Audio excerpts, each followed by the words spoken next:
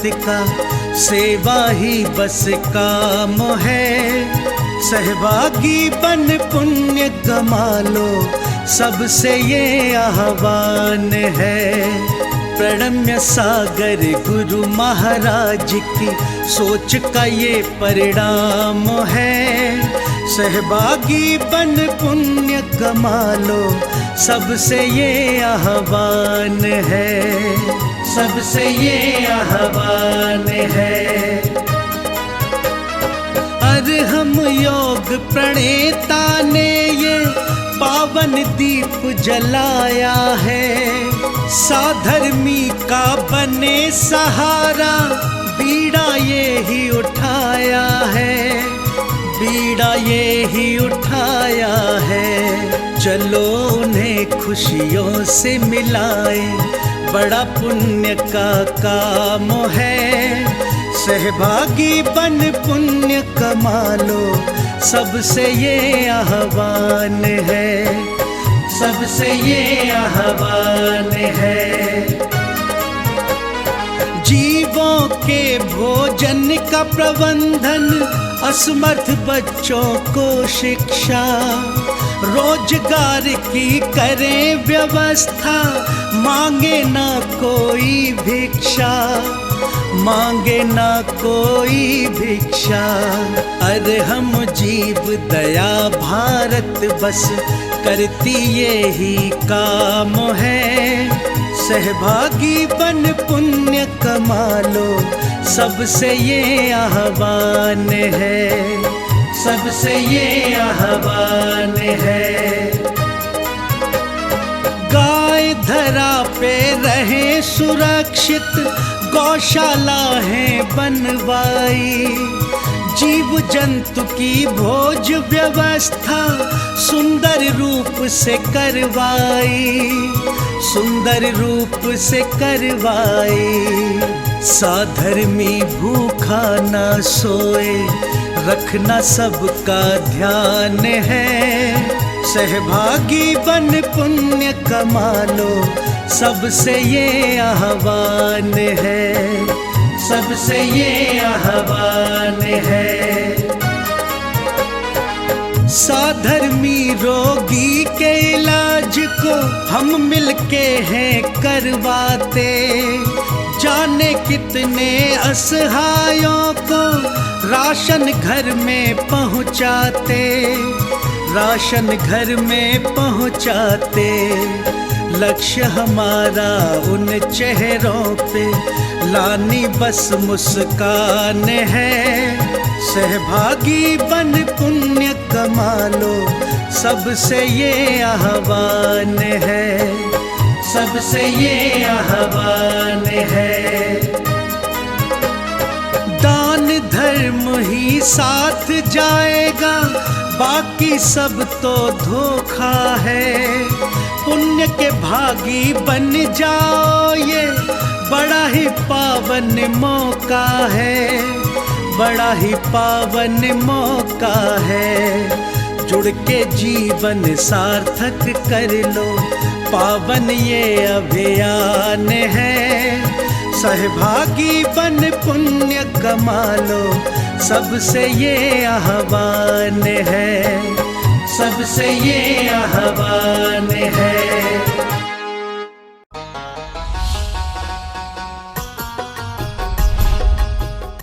इस कार्यक्रम के पुण्यार्जक हैं प्रणम्य वाणी देवदूत। प्रणम्य गुरु की वाणी पहुँचे घर घर, सम्यक ज्ञान प्रभावना होवे घर घर। सभी प्रणम्य वाणी देवदूत के पुण्य की बहुत बहुत अनुमोदना। मात्र 12,000 रुपए वार्षिक सहयोग राशि प्रदान कर प्रणम्य वाणी देवदूत बने। अधिक जानकारी के लिए संपर्क करें।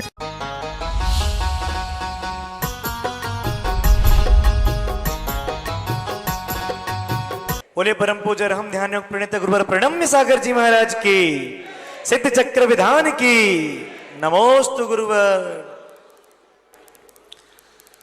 आज की यह मंगल वेला जब आप सिद्ध भगवंतों को याद करने के लिए, उनकी महापूजा करने के लिए सिद्ध चक्र विधान के माध्यम से यहाँ उपस्थित हुए हैं। और यह सिद्ध चक्र विधान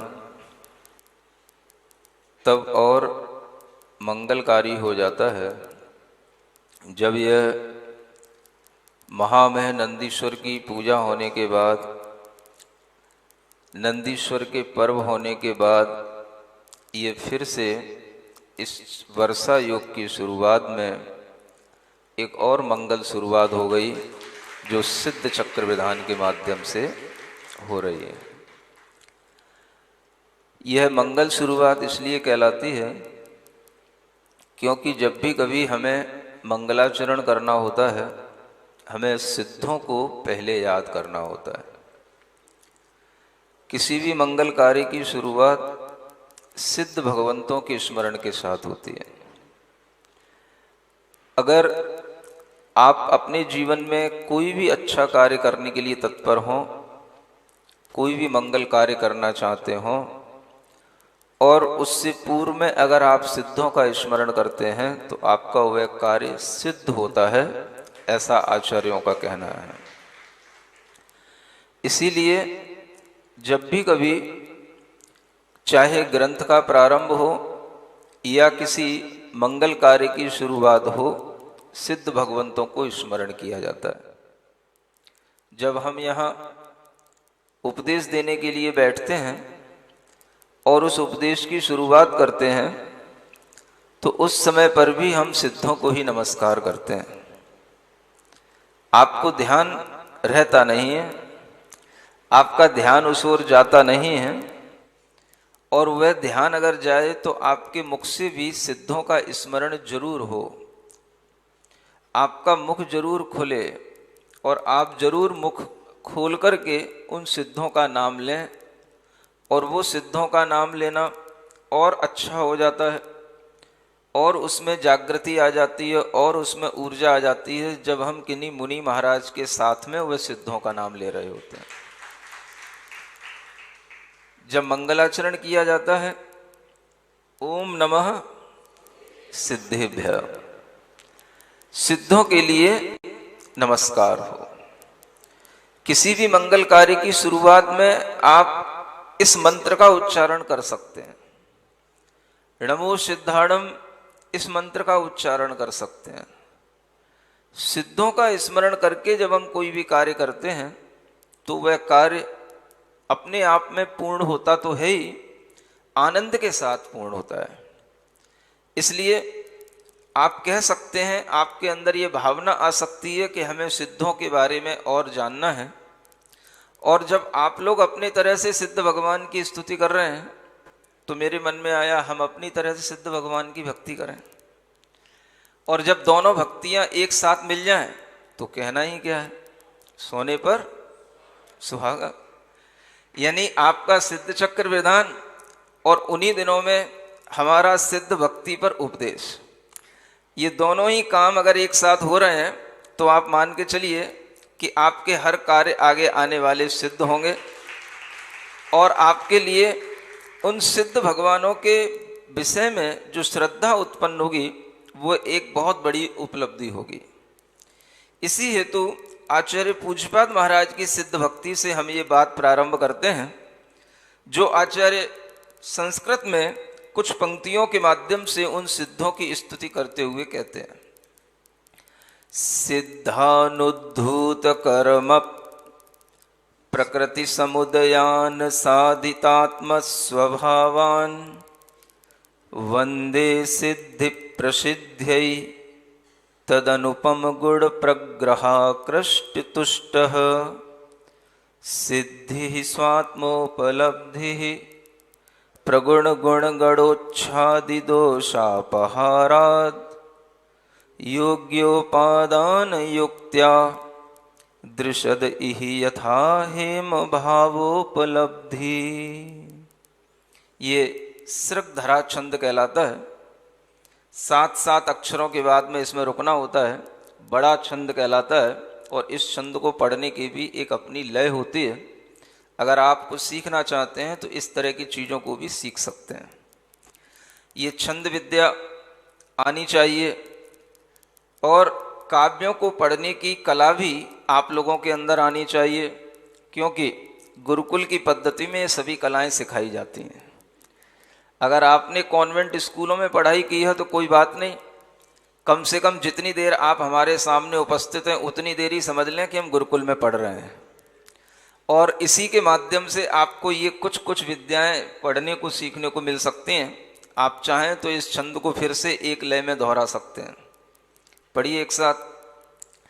सिद्धानुद्धूत कर्म प्रकृति समुदयान साधितात्म स्वभावान वंदे सिद्धि प्रसिद्ध्यै तदनुपम गुण प्रग्रह कृष्ट तुष्ट सिद्धि स्वात्मोपलब्धि प्रगुण गुण गणोच्छादि दोषापहारात् योग्योपादान युक्त्या दृशद इहि यथा हेम भावोपलब्धि। ये भगवान सिद्धों की स्तुति करते हुए आचार्य पूज्यपाद महाराज कहते हैं, वो सिद्ध भगवान उद्धूत कर्म प्रकृति समुदयान।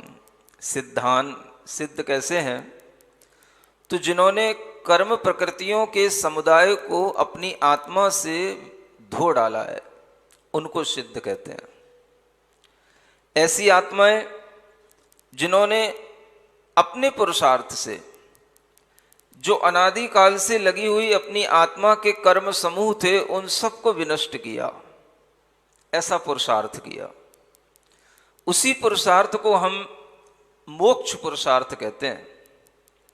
4 पुरुषार्थों में जो मोक्ष पुरुषार्थ होता है वह पुरुषार्थ ही कर्म कलंक को धोने के लिए होता है।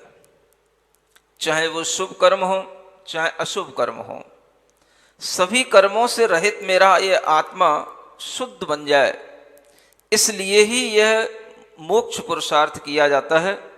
और इसी तरह का मोक्ष पुरुषार्थ जिन जीवों ने किया, उन्होंने अपनी आत्मा से इन कर्मों के समुदाय को, समूह को अलग कर लिया। कर्मों से अलग हो गए तो सिद्ध हो गए। अगर आपसे कोई पूछ बैठे कि सिद्ध किसे कहते हैं, तो जिन्होंने अपनी आत्मा से 8 कर्मों के समूह को पृथक कर लिया है, 8 कर्मों का समूह जिन्होंने अपने अंदर से नष्ट कर दिया है, उन्हीं को हम सिद्ध कहते हैं। इतना बड़ा पुरुषार्थ जिन्होंने किया, ऐसे सिद्ध भगवंतों का स्मरण करने से अगर हमारे अंदर भी कोई पुरुषार्थ जागृत हो जाए तो कोई बड़ी बात नहीं है। लेकिन वो पुरुषार्थ तब जागृत होता है जब हम उस ओर दृष्टि रखे होते हैं। कई लोग सिद्ध चक्र विधान तो करते हैं, अच्छा कार्य करते हैं, लेकिन उन्हें शायद ही स्मरण हो पाता हो कि सिद्ध चक्र विधान का क्या प्रयोजन है। शायद पूरा विधान होने के बाद भी उन्हें पता ना रहता हो कि सिद्धों की स्तुति हुई कि नहीं हुई, और सिद्धों की भी स्तुति हुई तो वो कैसे हुई। कुछ हमने उनके गुणगान किए तो क्या हम किसी गुण में कुछ आकृष्ट हुए कि नहीं हुए।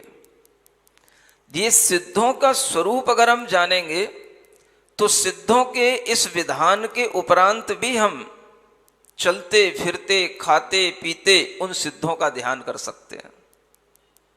आचार्य कहते हैं, अगर आपके अंदर किसी भी तरह का कोई भी चीज को प्राप्त करने का भाव है तो उस भाव को निरंतर बनाए रखो। अभी मैं एक ग्रंथ पढ़ रहा था ज्ञानांकुशम नाम से, तो उसमें यह लिखा हुआ है कि अगर आपको शिव यानी सिद्धत्व की प्राप्ति करनी है तो आप अपने अंदर हमेशा उस सिद्धत्व का ध्यान करने के लिए अरहम का ध्यान करो। किसका ध्यान करो? अरहम। अब आपको सिद्ध कैसे याद रहेंगे हमेशा? सिद्ध तो अमूर्त आत्माएं हैं, उनके गुणों का चिंतन करने का टाइम लगाना पड़ेगा, निकालना पड़ेगा, मन उसमें जोड़ना पड़ेगा, तब कुछ आपके लिए उपलब्ध होगा, और वो हमेशा कर पाना आपके बस की बात है नहीं। क्योंकि अमूर्त आत्माओं का ध्यान करना किसी के लिए भी बहुत जल्दी नहीं हो सकता, सहज नहीं होता। तो आचार्य कहते हैं आलंबन लो। किसका लो? तो ऐसे अक्षरों का आलंबन लो जो अक्षर हमें उन सिद्धों की याद दिलाते हो।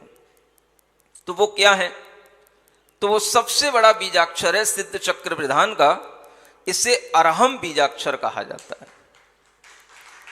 क्या बोलते हैं? अरहम।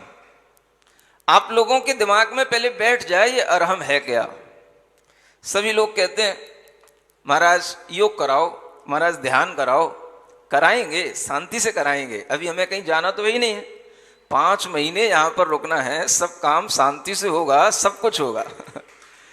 लेकिन उससे पहले आपकी मानसिकता तैयार हो, आपके मन में ये विचार आए कि ये है क्या। अरहम का ध्यान किसका ध्यान है? ये अरहम ही क्यों कहा गया?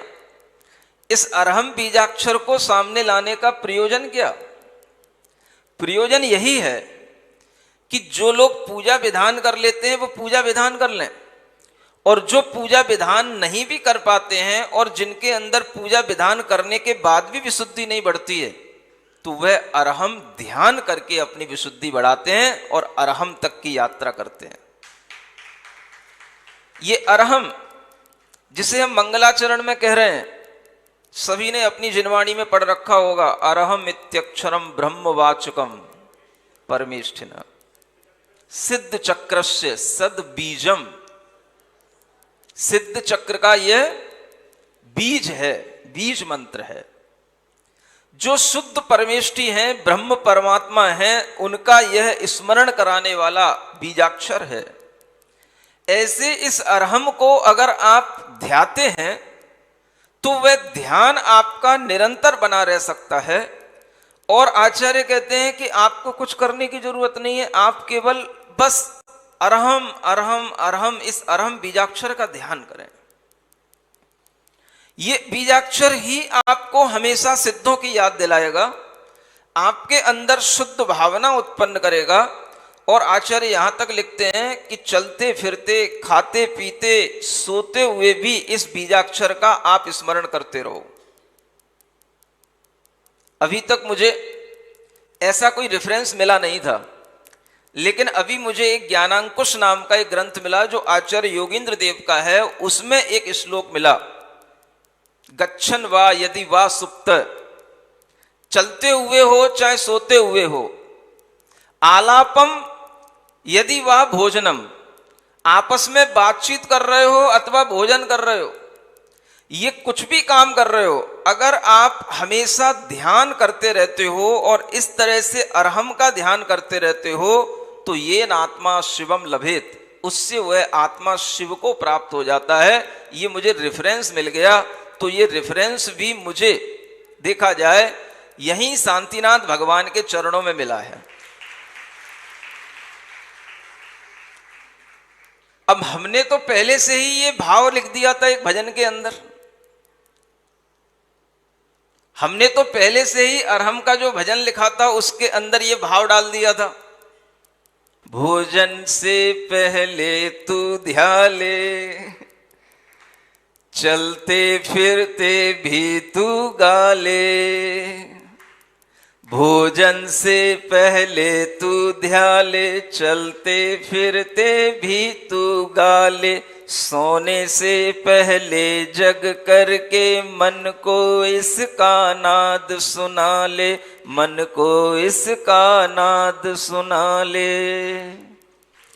शुद्ध बुद्ध अविरुद्ध मंत्र से तू अपना मुख खोल, ओम अरहम ओम अरहम ओम अरहम बोल, ओम अरहम ओम अरहम ओम अरहम बोल।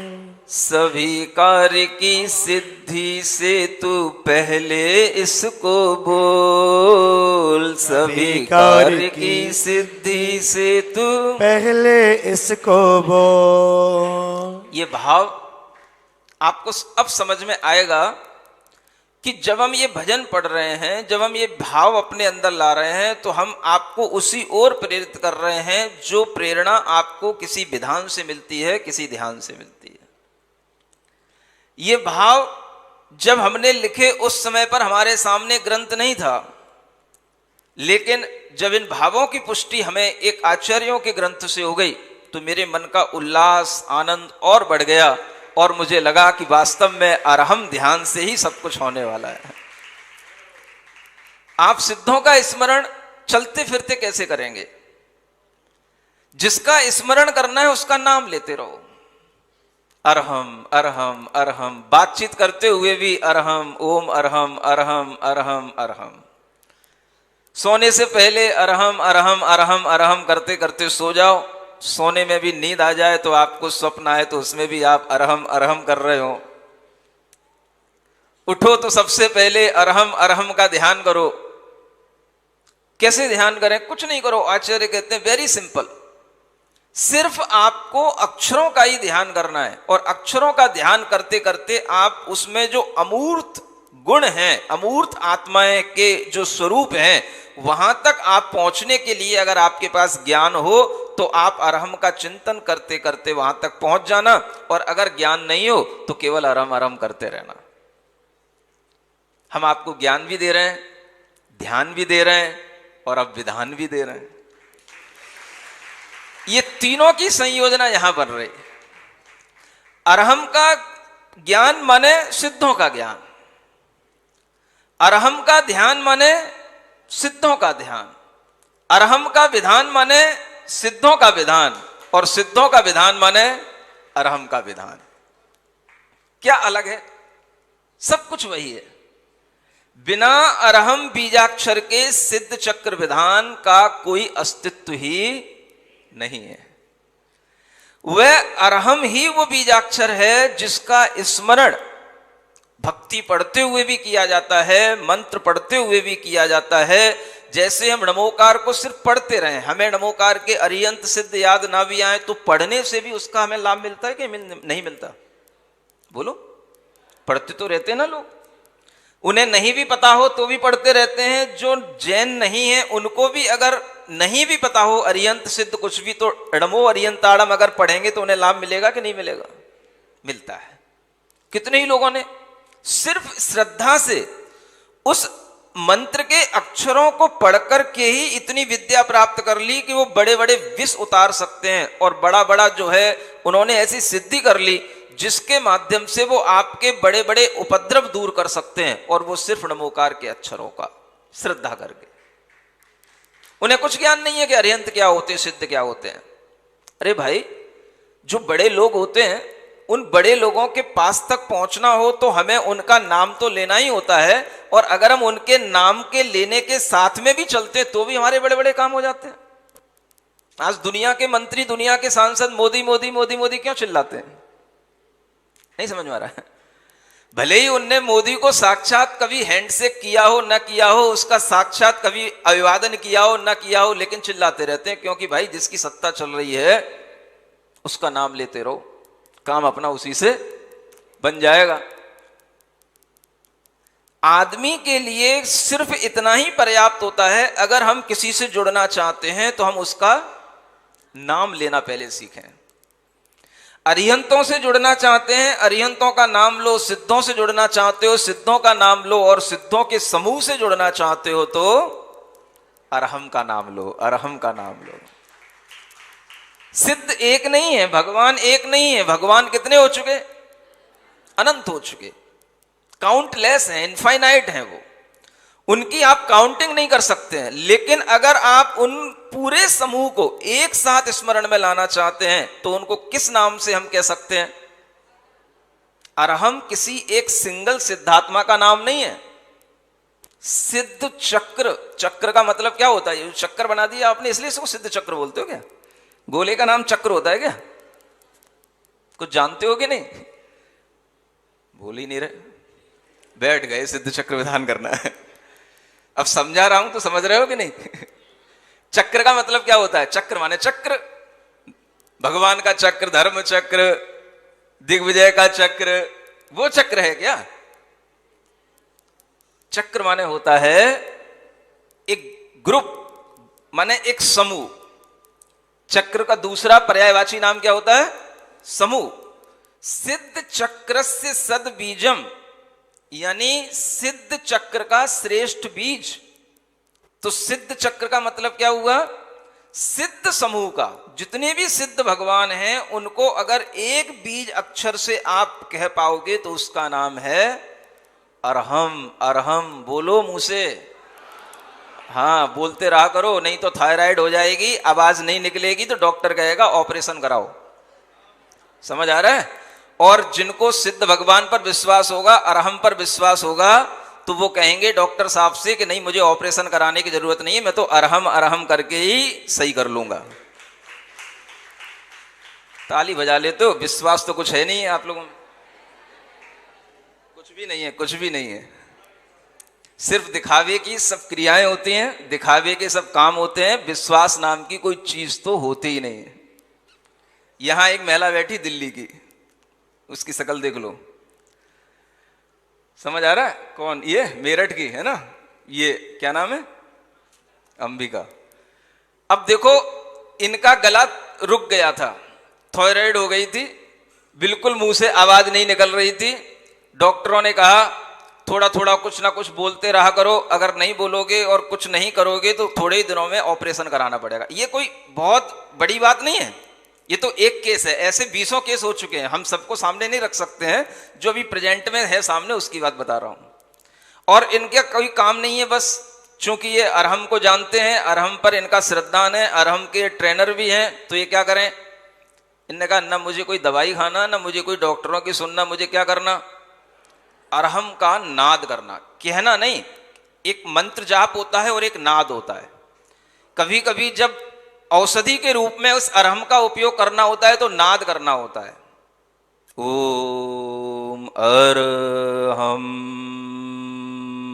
अरहम, ये नाद कहलाता है, दीर्घ नाद। इस तरह का नाद आधा घंटे रोजाना करती थी और थायराइड की प्रॉब्लम दूर हो गई और अच्छे ढंग से आवाज आने लगी, कोई ऑपरेशन की जरूरत नहीं पड़ी। आपको तो क्या है, अगर कह भी देंगे 2-4 बार अरहम अरहम अरहम कर लिया, थक गया, हमसे नहीं होता। ऐसे करने से कुछ नहीं होता है, दवाइयां खाते रहो जिंदगी भर, कुछ नहीं होने का। बड़ी बड़ी बीमारियां केवल अरहम के नाद से दूर हो सकती हैं, अगर आप विश्वास कर लो तो। जो भी पेट की बीमारियां हैं, लीवर की बीमारियां हैं, हार्ट की बीमारियां हैं, ये फेफड़ों की लंग्स की बीमारियां हैं, गले की बीमारियां हैं, जब हम अरहम पढ़ते हैं, अरहम का नाद करवाते हैं, तो पेट से लेकर गले तक और यहां तक कि मस्तिष्क तक उस हम की जब ध्वनि पहुंचती है, तो यह सारी की सारी बीमारियां दूर करने की एकमात्र औषधि है ये अरहम का नाद। करो तो 2-4 बार किए, छोड़ दिए। कम से कम 11 बार सुबह और 11 बार शाम को, रात को सोने से पहले आप अरहम का सिर्फ नाद करो। किसी भी तरह की कोई बीमारियां, कहते हैं बच्चे का दिमाग स्थिर नहीं है, मन नहीं लगता है, डिप्रेशन में जा रहा है, अनिद्रा की बीमारियां हैं, नींद नहीं आती है, उल्टे सीधे स्वप्न आते हैं, सारी बीमारियों का एक इलाज बता रहा हूं, अरहम का नाद करके सो, आपको किसी भी तरह की कोई दिक्कत नहीं होगी। लेकिन नाद होना चाहिए, दीर्घ नाद। सोने से पहले भीतर के सारे तंतु खुल जाने चाहिए। उस अरहम के आप सोचो, सिद्ध भगवान कितनी बड़ी चीज होती है। सिद्ध भगवान कुछ बड़ी चीज लगती कि नहीं आपको? जिन्होंने अपने सारे कर्मों के समुदाय को धो दिया, इतना पुरुषार्थ किया है, उन्होंने अपनी आत्म शक्ति कितनी जागृत की होगी। और अगर हम उनका स्मरण करेंगे तो क्या हमारी छोटी छोटी आपदाएं दूर नहीं होंगी? बड़े लोगों का, सिद्ध पुरुषों का केवल नाम स्मरण करने से ही अपना काम बन जाता है। ये विश्वास जब आपके अंदर आएगा, तब जाकर के कहीं आपको सिद्ध चक्र के विधान, ध्यान, ज्ञान का कोई लाभ मिलेगा। इसलिए आचार्य कहते हैं, ये सिद्ध कैसे बने ये तो जानो। अपने कर्मों को धो लिया तो कर्म कैसे धोए? साधितात्म स्वभावान, जिन्होंने अपनी आत्मा के स्वभाव को साध लिया। आत्मा का स्वभाव क्या? आत्मा का स्वभाव ज्ञान मात्र, दर्शन मात्र, शांति मात्र, सुख मात्र है। ऐसी उस आत्मा का जो स्वभाव है, उसको जिन्होंने साध लिया। साध लेने का मतलब क्या होता है? साध लेने का मतलब क्या बोले आपकी भाषा में? कोई चीज जब आपके बस में नहीं होती है और आप उसे पकड़ते हो, किसी भी तरह से उसे रोकना चाहते हो, तो उसे क्या बोलते हैं? साधना। समझ आ रहा है? ये साधने का महत्व आपको तब समझ में आएगा कभी आपको पैरालिसिस हो जाए, भगवान ना करे कभी हो, लेकिन बता रहा हूं, अगर किसी को पैरालिसिस हो गया, अब उसका हाथ कपता है, अब उससे पूछो हाथ को रोक रोक रोक के दिखा, नहीं समझ में आ रहा? जब उसका हाथ कप रहा है और उस कपते हुए हाथ को वो रोक पाए, इसका नाम है साधना। ऐसे ही आत्मा का परिणाम हमेशा कर्मों के साथ, कर्म के विकारों से जुड़ा हुआ, राग द्वेष ममता मोह के भावों में जुड़ा हुआ रहता है। जब वो केवल अपनी ये साधना करता है कि मुझे अपने ज्ञान स्वभाव में रहना है, मुझे अपने सुख स्वभाव में रहना है, मुझे केवल दृष्टा भाव में रहना है, तो ये उसको अपनी आत्मा को ऐसे ही साधना पड़ता है जैसे किसी पैरालिसिस वाले को खुद रोकना पड़े कि मेरा हाथ चलते हुए कैसे रुक जाए। सुन रहे हो कि नहीं? सरल है कि कठिन है? उदाहरण यही ध्यान रखना, पैरालिसिस हो गया हो, हाथ कप रहा हो और फिर उसको वो रोक के दिखाए। ऐसे ही हम सब अनादि के रोगी हैं। हमारे सारे परिणाम राग द्वेष कसायों से आविष्ट रहते हैं और उस समय पर हम अपने परिणामों को खुद रोकें, नहीं मुझे कसाय नहीं करनी, मुझे राग नहीं करना, मुझे मोह नहीं करना, मैं अपने ज्ञान दर्शन स्वभाव की साधना करूंगा। इसका नाम है साधितात्म स्वभावान। जिन्होंने अपनी आत्मा के स्वभाव को साध लिया हो उन्हें हम सिद्ध भगवान कहते हैं। यानी कर्मों के समूह से अपने आप को दूर करने के लिए भी क्या करना पड़ेगा? अपनी आत्म स्वभाव की साधना करनी पड़ेगी। और जिन्होंने वो साधना कर ली, साधित माने साध लिया, अब उन्हें कुछ साधने की जरूरत नहीं है, अब उन्हें कुछ करने की जरूरत नहीं है, वो कंप्लीट उन्होंने अपना काम कर लिया है। ऐसे सिद्धों की मैं वंदना करता हूं। वंदे सिद्धि प्रसिद्धि, वंदना भी करते हैं, नमस्कार भी करते हैं, तो किस लिए? सिद्धि की प्रसिद्धि के लिए। प्रसिद्धि माने प्राप्ति के लिए। मैं ऐसे सिद्धों की प्राप्ति के लिए हे भगवान, हे सिद्ध परमेष्ठी, आपकी वंदना करता हूं। सिद्धों की वंदना सिद्धों की प्राप्ति के लिए की जाती है, सिद्ध भगवान बनने के लिए की जाती है। आप लोग किस लिए करते हैं? हमारी मम्मी का देहांत हो गया था, दादी का देहांत हो गया था, पापा दादा चले गए थे, उनकी स्मृति में मुझे एक सिद्ध चक्र विधान रचना है। क्या मिलेगा इससे आपको? उनकी स्मृति में। उनकी स्मृति कर रहे हो या आपके सिद्धों की स्मृति कर रहे हो? और उनकी स्मृति में अगर आप इस तरीके के विधान रच रहे हो तो आप वंदना किसकी कर रहे हो और क्या प्राप्ति के लिए कर रहे हो? प्राप्ति का तो कोई उद्देश्य नहीं है, हमारी तो उद्देश्य इतना ही है उनकी स्मृति में हो जाए। हमें कहीं ऐसा लगता है कि इसके पीछे भी हमारे अंदर ये धारणा बनी रहती है कि उनकी स्मृति में करेंगे तो शायद उनकी आत्मा संतुष्ट रहेगी, क्योंकि वो जो धारणा है, मिथ्या भाव है, वो तो मिथ्यात्व के साथ चलेगा जब तक कि आपको सम्यक दर्शन ना हो जाए। और वो मिथ्या भाव यही होता है कि जो हमारे पूर्वज चले गए हैं उनकी आत्मा को शांति मिल जाए, उनकी आत्मा कभी हमारे लिए कोई भूत प्रेत बन के सामने ना आ जाए। इसलिए क्या करो?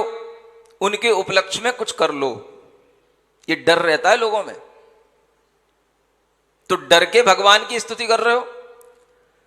किसी ने कह दिया था या हमने कभी कोई भगवान के सामने अपना कोई कमिटमेंट कर लिया था कि भगवान हमारा ये काम बन जाए तो हम एक सिद्ध चक्र विधान कर लेंगे, इसलिए सिद्ध चक्र विधान कर रहे हो। क्या कर रहे हो? किस लिए कर रहे हो? क्यों? कुछ तो बोलो। कुछ उद्देश्य अगर ऐसे हैं तो मैं आपसे कह रहा हूं आप अपने उद्देश्यों में परिवर्तन लाएं। अच्छे उद्देश्यों के साथ किए गए अच्छे कार्य ही हमें अच्छा लाभ देते हैं, अन्यथा कार्य तो सब हो जाते हैं, लेकिन अगर हमारे उद्देश्य अच्छे नहीं होते हैं तो हमें उससे कभी कोई लाभ की प्राप्ति नहीं होती है। कितना बड़ा उद्देश्य रखा जाता है सिद्धों की स्तुति करने का? वंदे पढ़ रहे हो ना? सिद्धि प्रसिद्धि। वंदना किस लिए की जा रही है? सिद्धि सिद्ध बनने के लिए, सिद्धि की प्राप्ति करने के लिए, कि मुझे भी ऐसी सिद्धि की प्राप्ति हो जैसे सिद्धों को हो गई है। सिद्धों को जो उपलब्धि हो गई उसी का नाम क्या है? सिद्धि। और सिद्धि की प्रसिद्धि के लिए ही हम वंदना कर रहे हैं। और वह वंदना हम करने वाले कैसे हैं? तद अनुपम गुण प्रग्रहा कृष्टि तुष्ट।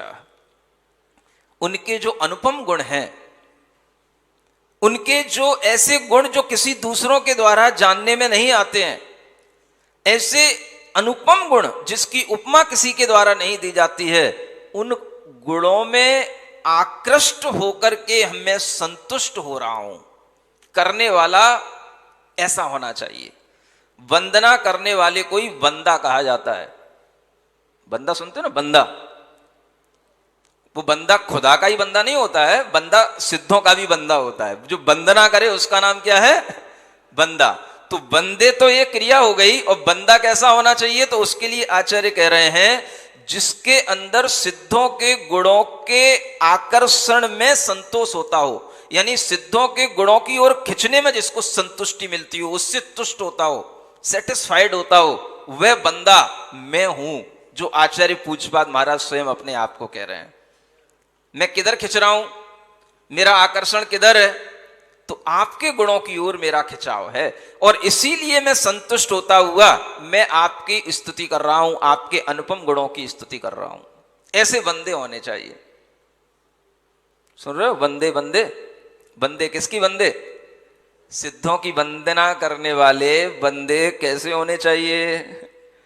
जो सिद्धों के गुणों में आकृष्ट होकर के ही संतुष्ट हो जाते हो। हाँ, सिद्ध भगवान के गुणों की बात चलो जरूर सुनेंगे, एक बार नहीं 10 बार सुनेंगे।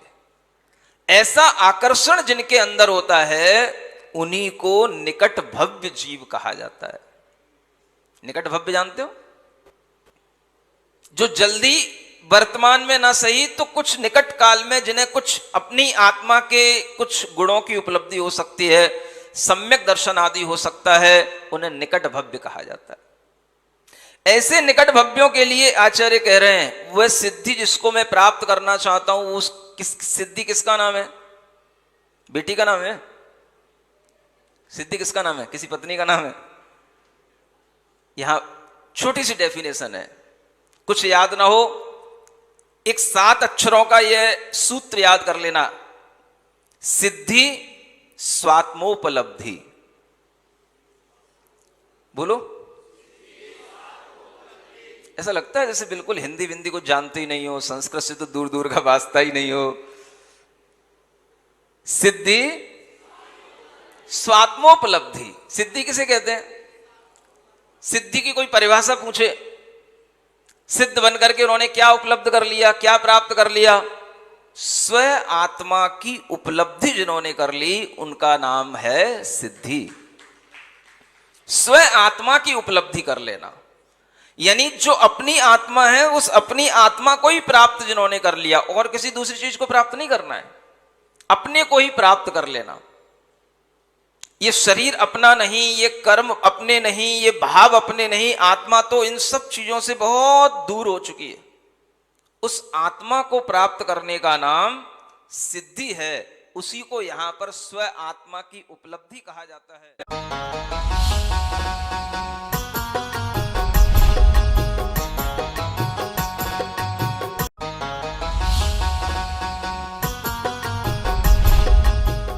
इस कार्यक्रम के पुण्यार जग थे प्रणम्य वाणी देवदूत। प्रणम्य गुरु की वाणी पहुंचे घर घर, सम्यक ज्ञान प्रभावना होवे घर घर। सभी प्रणम्य वाणी देवदूत के पुण्य की बहुत बहुत अनुमोदना। मात्र 12,000 रुपए वार्षिक सहयोग राशि प्रदान कर प्रणम्य वाणी देवदूत बने। अधिक जानकारी के लिए संपर्क